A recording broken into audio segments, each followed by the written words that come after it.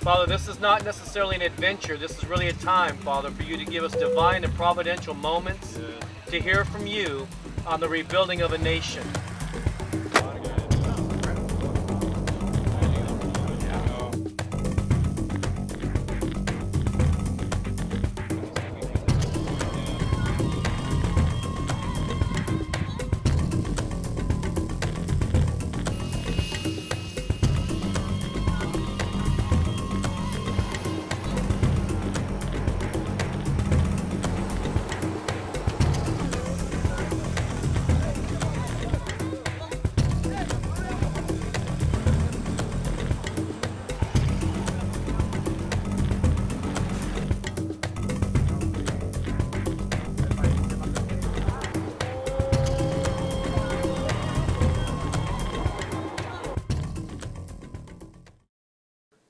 It's humanly incomprehensible to express the difficulties and the challenges that the Haitian people have been through for the earthquake of January 12, 2010. They had already been such an impoverished nation, lack of infrastructure and difficulties that were already there.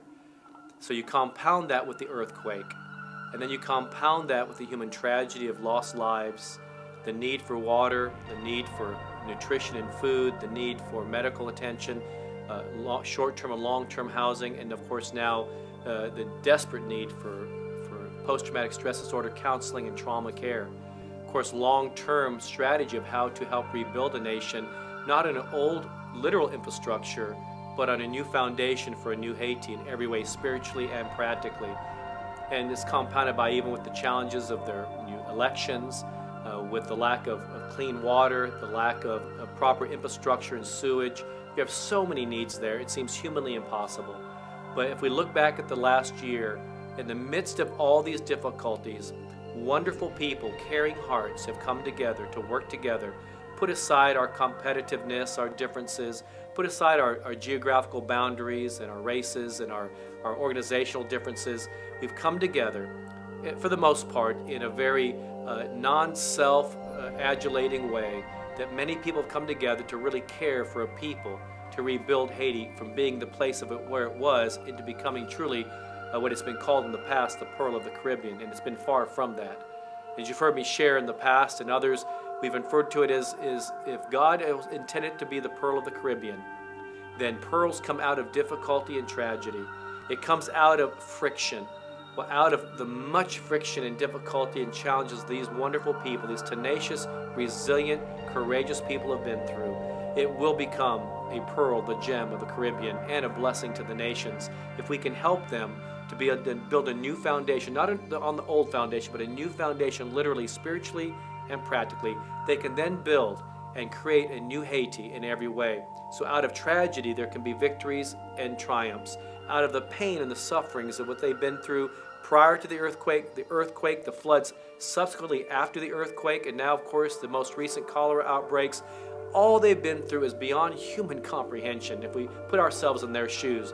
But with helping them to rebuild their infrastructure, helping them to find hope beyond themselves, find hope that there are people that do have caring hearts to help them along the way. No, we can't do it overnight. But together, if we continue to pray and obey and to help invest into that nation, look past the people as numbers lost in the shuffle, but as real human beings with a real human need in the midst of their crisis, we can see great triumphs come from this. That's why right away after the earthquake, we immediately sent teams in to assess the situation. And from where they were then, that first week after the earthquake, to where we are now is night and day. It still is so much more to do. It's just a small drop in the bucket of what people have been able to do and what we've been able to do as an organization and with all of our partnerships. But it sure is far different than that first week after the earthquake, when there was just such human, incomprehensible difficulty. People drinking urine, people desperate for just basic human sustenance.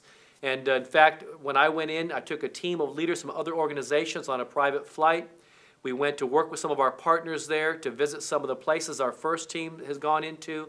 And I found that I needed to bring leaders from hunger issues, so food, nutrition, and water. So I brought in Tim Stromer from Kids Against Hunger.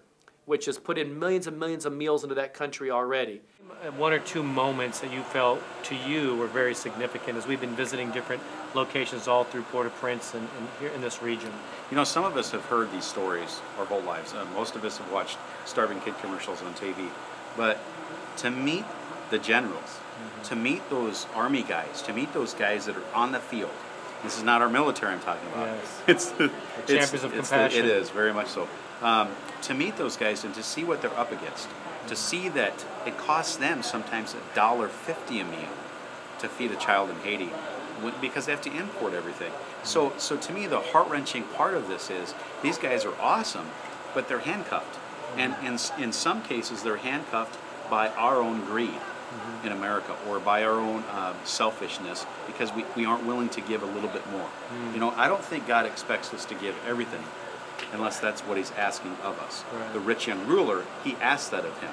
I don't think he's asking everyone to give everything they have, but he is asking us to give everything to him. Right. If we're doing that, I don't think there's going to be any more starving kids. Well, the other parable is of Lazarus, where they were just asking for the crumbs off of the rich man's table. So it's not they need everything. Just even the crumbs is everything to someone else. Well, and honestly, what person in America couldn't afford to feed one kid for a year for $84? Right. I mean, it's something that's obtainable. And I want to get this across to anybody, is that it is possible to stop starvation. I'm not saying it's not really, really hard. In fact, maybe it's the hardest thing we've ever done as a human race. But it is possible to stop starvation. I think that belief system is really important to have, because if we don't think it's possible, how hard are we going to be willing to work toward that? And I think that's key. Working with Edward Smith of Victims Relief, they've been in multiple times now as an agency and going in and working with hundreds of pastors, working with government leaders, and trying to bring counseling to them in the midst of as their rescue workers and their relief efforts. They're going through PTSD in ways they didn't even recognize they had. These last couple of days, and we've been pretty intense going place to place and trying to get as much in as we can, and it's hard because it's so overwhelming. Give me a couple of things today that maybe most touched you, moved you, touched you, maybe brought joy to you. What are a couple moments today that really did that for you? Well, what we all did as a group just a little while ago, I really was moved with compassion as we prayed over the young man who has the possibility of facing cancer in his body, and the prayers that went up as we gathered around him. The joy that we saw at the children's home when they saw the boxes coming in, when they heard what the person had donated for the generator, and then seeing those kids climb all over us, and you guys were loving on them, and we were having fun with them, and seeing hope coming back into eyes of people as we were going from these ministries and these organizations. So for me, it was like, God, thank you for letting Victim Relief, represented through me, walk alongside these great organizations that you've spearheaded, that you've listened to the call of the Lord, and that God assembled this team. And as you said last night when we prayed, let the Lord set our path today. Yes. So I would tell you that the greatest thing I'm excited about is he not only set the path, he set in motion what is going to follow from this. Yes. And that's what's touching me. There's much more synergy than meets the eye. So our time together in various organizations working together has a synergy. Yes. And we've seen some divine moments that God can move into multiply the fishes and the loaves. Absolutely. I brought in with me Dr. Stuart Quartermont, Medical Missions International. Feel the heart of God, Yes. you know, reaching out to these people, and as we made our journey to orphanages and this Christian school that's been converted into a medical networking facility for Have a Haiti. situation center.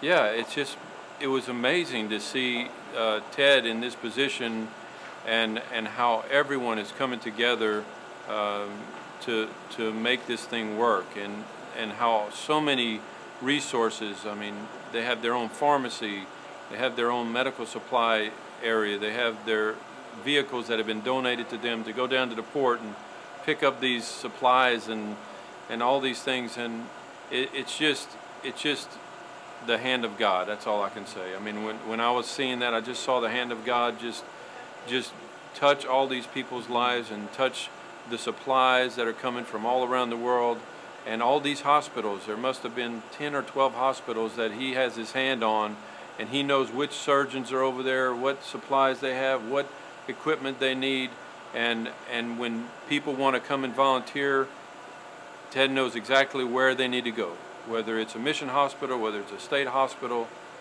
there's no real any difference right now. It's just a matter of meeting people's needs, and it's just an amazing thing to see God bringing all these people together to reach people for Him. You made a couple of great points, Dr. Cordomont. One is that there's obviously a greater need than any one person can meet.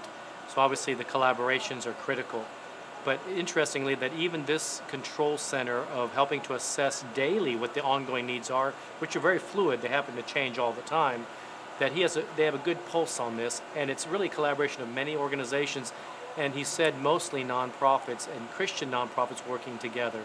And that speaks volumes to the body of Christ, that in times of crisis, we really are made for moments like this. And then the other areas for immediate short-term housing. When we went in, there were already millions of people without homes. They had lost everything. People were setting up temporary housings, temporary shelter where they could. And then, of course, tent cities began to be created. Just one statistic said that even still there's 1.5 million people living in tent cities. One of the tent cities that we've been working in has 50,000. At the time when we first went in, they had nearly 75,000 people living on an old golf course as a tent city. And now there are about 50,000 still there. And we've seen great champions and heroes in the midst of all this. So we need short-term shelter. But we also recognize we needed long-term housing situations. And so what we began to do is we began to look at ways in partnering with organizations like Christ in Action, like organizations right here in the Houston area, other organizations from the Mennonites to the Amish and others that were looking for strategies for low-cost, immediate prefabbed housing that could be shipped into Haiti. Part of the challenge with that in the transition was that there had been many people who could not get their resources in after a while because of the bottleneck in Haiti at the shipping channel as well as at the airport. So we began to initially build homes and sew them into other organizations that were taking them in and still doing a wonderful job as they're taking in hundreds and hundreds of homes and prefabbed homes and helping people there. And other medical supplies are still going with some of our partners. But then we realized what we need to do is create jobs.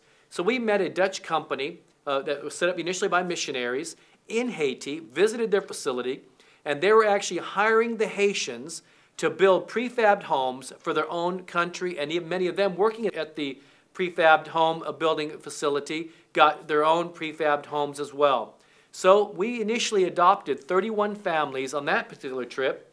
I don't know how we were going to be able to help these 31 families, but I believe that we needed to start with that along with the other homes that we had built outside the country and to look at how we could partner. We were able to, that time, we found for $1,200 US in partnership with a Dutch foundation and Dutch companies along with the Dutch missionaries in Haiti to create jobs and to build homes right in Haiti to take right there so we didn't have to deal with customs and other things, as well as helping to create money coming back into the economy that way. So for $1,200 from our end, we partnered with these other groups, so the total cost is about $2,700 at the time for a prefabbed home per family. That was still a lot of money to us, along with helping in other areas of disaster relief. One organization, Faith, Hope, and Love Child Infant Rescue, which is Dorothy Pierce doing an incredible job there, helping these children at their last moments of life. Usually other missionaries bring them. Two of my HIV kids, the HIV clinic asked me to take when their parents died or were dying. They needed a safe place to stay. And so they came here that way. One little girl was left on the streets abandoned. She's totally handicapped. She can't turn herself over. She's probably 4 years old, we think. She was brought here by a pastor who saw the supposed grandmother walking along the street looking for help.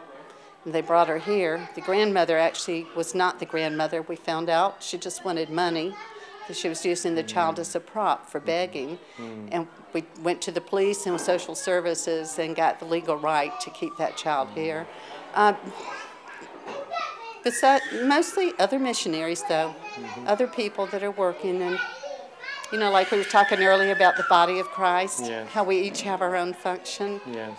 And we function together like that. This is your specialty here. This is my specialty. I'll do this. And we work together and get it done. Had no electricity, living out in the open sun. We put up tarps for them and found that they could use a brand new generator for the whole orphanage. So we were able to get some of our partners and people to sew in with us, and we were able to purchase for $13,000 US a brand new huge generator that's sitting there now. I went to visit and saw this generator. They'll be able to operate out of the whole home now for this orphanage. They're champions. They're doing a great job there. They have so many other needs, but our little bit that we were able to help has been able to bring hope to them. There are other organizations that we're partnering with there, like Pastor Emery, who came out from Florida, is working in Ghana's area. And they have been through so much before the earthquake as well, a miracle after miracle of helping children in that area. It's been totally a faith walk, just believing that God would provide for us. And He's done that, not only in the good times, but in the bad times too. He's been our provision for these 250 children that we've been ministered to. God's given us a vision to begin a school, which we've already started in September with 50 children that's in kindergarten. And so we hope to raise up a new generation of that. Our primary goal is, and the reason that God called us here, that He made so clear to us when we came, is to make disciples of Jesus Christ. And so we have, God's given us the vision to build schools and medical clinics and things like that. But He's reminded us that them are only instruments to build relationships into the kingdom of God. So we're about building relationships with people and getting to know the people, getting to know where they live, how they live, and some of the struggles they go through. And we've, experienced some of those struggles ourselves, going through the storm last year and different things like that. We were able to help serve them and help them, and we're believing God for actually a minibus to help them in Ghana to be able to transport medical professionals and teams and volunteers coming in and out from Port-au-Prince back to Ghana.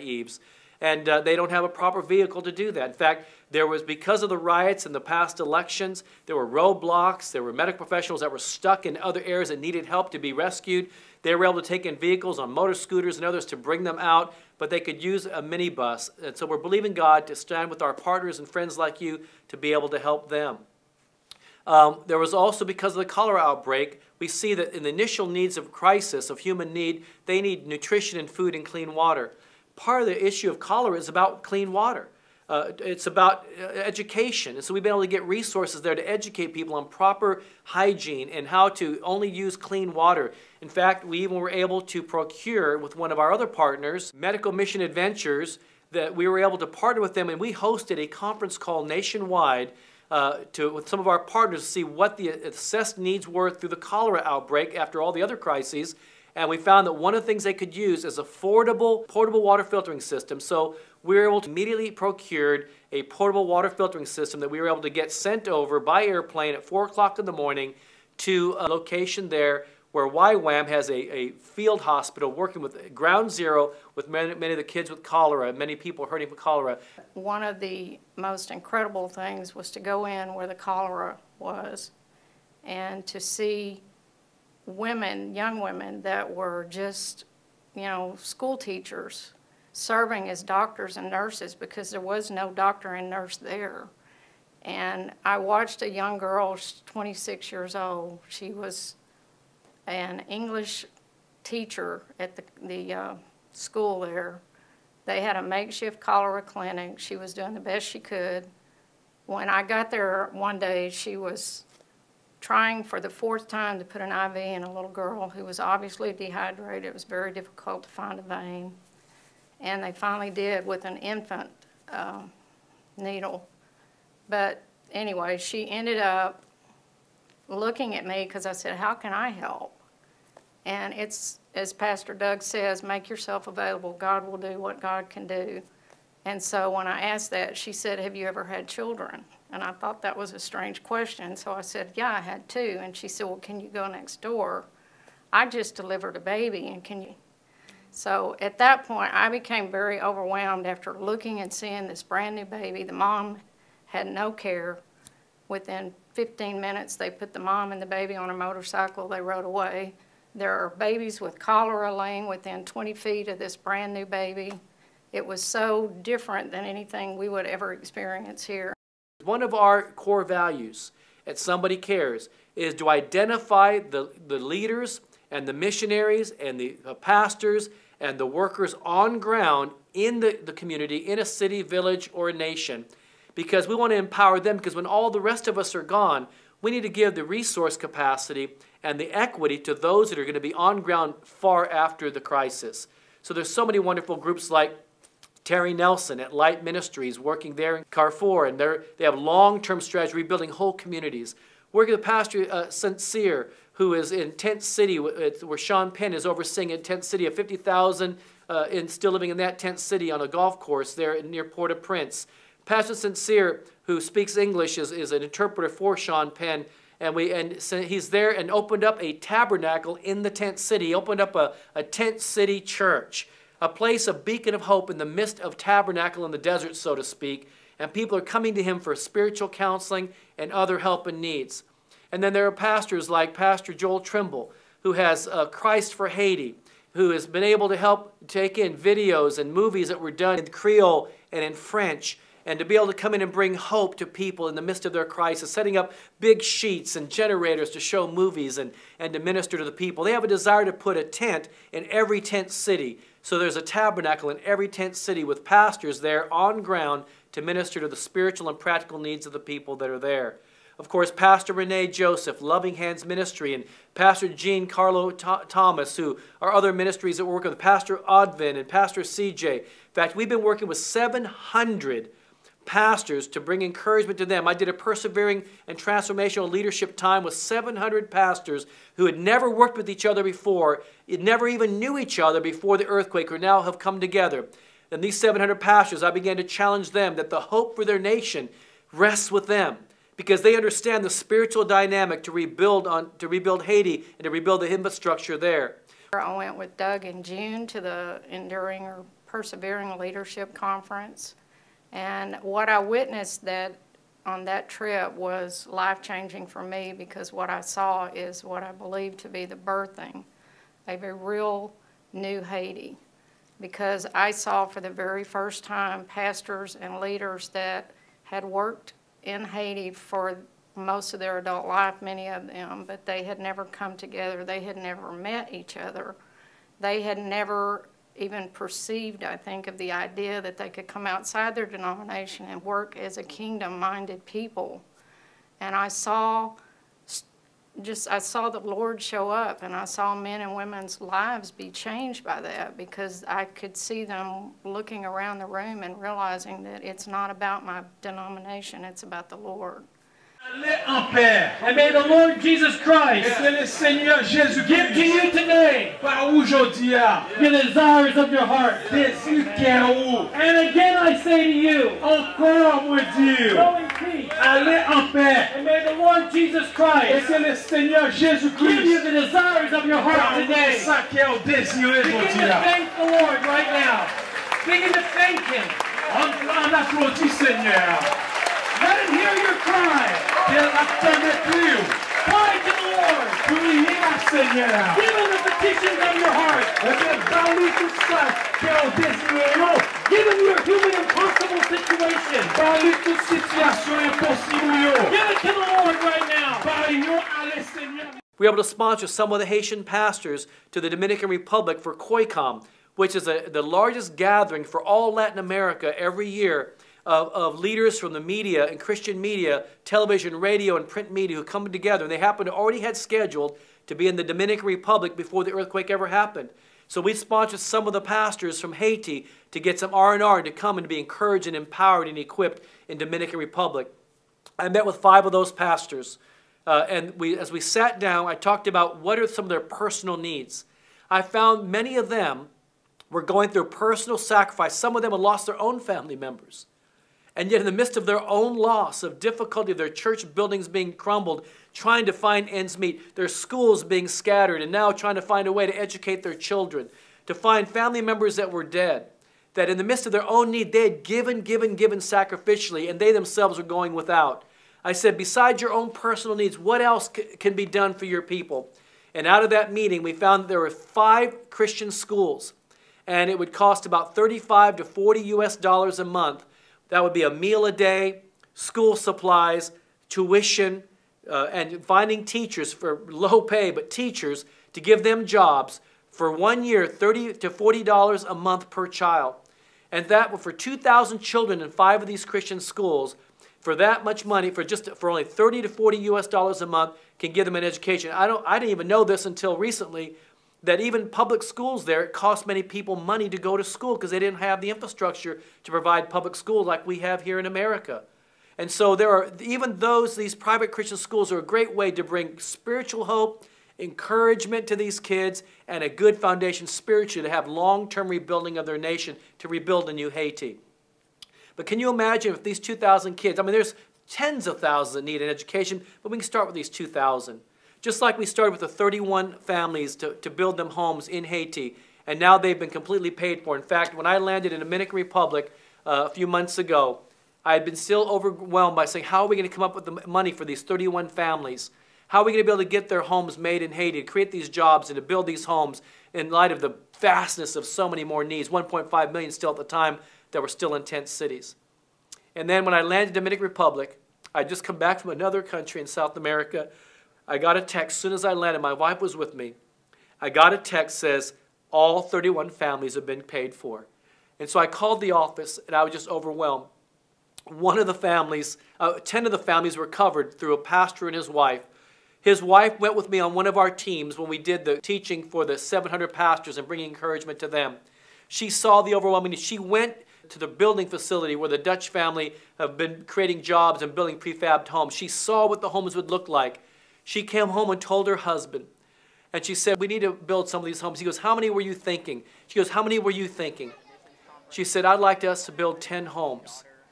And he said, that's what I was thinking. He took out their personal checkbook and wrote the check for 10 families in Haiti. She said, what are you doing? He goes, you said 10 homes. She goes, I thought we were going to have the church do it. He goes, no, honey, I think we need to do it. We need to make that sacrifice. They had saved money to build their own dream home. And they took the money they had saved for their own dream home here in America and rather gave for 10 families in Haiti. Their 11-year-old daughter, Sydney, said, what are we doing, Mom? What are we doing? That was for our home. She showed her the pictures and shared her the stories about her time on her team with us at a Somebody Cares team in Haiti. And her daughter said, well, Mommy, then I want to help for one of those homes. She went out and began to raise money at Sunday school and family members. And she came and brought me $1,200, a little 11-year-old girl, in her money box on the night before I sent another team to go in to work with the cholera situation in Haiti. We prayed over her. I embraced her. Unselfishly and sacrificially, this little 11-year-old girl giving up her money that she could use for something for herself. Unselfishly and sacrificially, her parents giving their own personal money that they were going to build for their own dream home for 10 families in Haiti. So there was 11 homes right there, and others that, like yourself, who began to sacrifice, and people began to sow in to help build homes in Haiti. We're going to go way beyond those 31 families, but that was the start that we had. And many, many people began to show how they could help sow, buying the generator for Faith, Hope, and Love, helping to get resources, looking for vehicles for Ngana Eves, helping to do whole new restructuring and rebuilding of whole communities and properties that were donated to some of our partners there, acres and acres donated by government officials so that we can rebuild whole communities. In our lifetime, we can see a tragedy in a whole nation turn into victories and triumphs. We can never bring back the pain and the suffering of the thousands that have died and lost family members. But we can sure take the difficulties that are existing and create hope for the future and begin to rebuild a new foundation, not build on an old faulty foundation, but rebuild a new foundation so people can truly find hope in a way they've never found hope before. I believe in God that we can continue to support our missionaries, to support our partners, to help support all the ministries that are there. Everybody working together in hospitals, from medical professionals, to missionaries, to builders, to architects. As we work together, we can make a difference, and we can see Haiti become the pearl of the Caribbean.